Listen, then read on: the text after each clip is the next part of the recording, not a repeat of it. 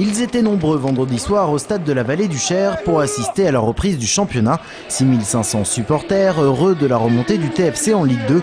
Leur pronostic sur le match contre l'équipe de Sedan. J'attends au moins un nul minimum.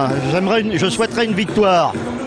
Mais on n'a pas tout à fait les moyens de pouvoir l'acquérir parce qu'il nous manque quelques attaquants. S'il faut mettre nul, ça sera bien. Ben, j'espère qu'ils vont gagner. 2-1 pour Tours. Bien vu, car c'est bien le résultat du match, une victoire de Tours 2-1. Il n'en fallait pas plus pour démarrer ce championnat sur une note d'optimisme, mais il a fallu attendre la deuxième mi-temps pour observer 3 minutes réellement intenses, avec cette action à la 50e minute conclue par Ndiaye qui ouvre le score.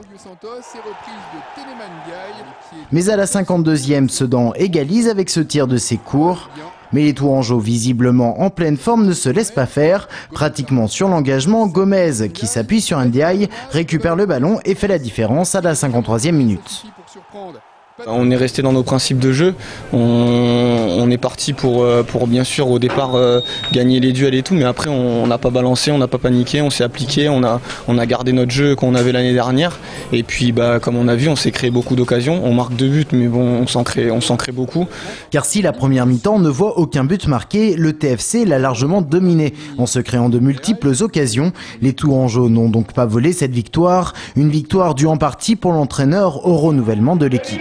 Quand ce sont de bons joueurs, c'est aussi plus facile, quoi. Donc voilà, bon, on a montré à certains moments des signes de solidité, c'est bien. À d'autres moments, il faut rectifier un peu un placement ou une couverture qui était approximative. Mais on a quand même eu plus d'occasions que Sedan, je pense, en étant objectif, je le pense.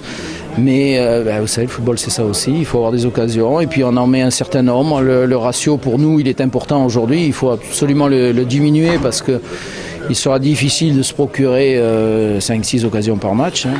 Une victoire donc de bon augure pour le TFC, mais tous les efforts restent à faire. Le TFC qui se déplace vendredi soir à Metz.